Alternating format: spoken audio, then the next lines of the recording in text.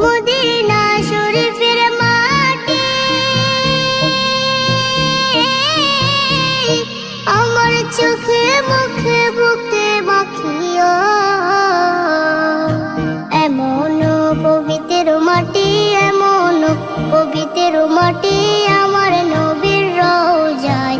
তোমরা যদি যাও গো মদিনায়, তোমরা যদি যাও গো মদিনায়। ইয়া রাসূলুল্লাহ, ইয়া হাবিবাল্লাহ, ইয়া রাসূলুল্লাহ, ইয়া হাবিবাল্লাহ। মদিনা শরীফের মাঝে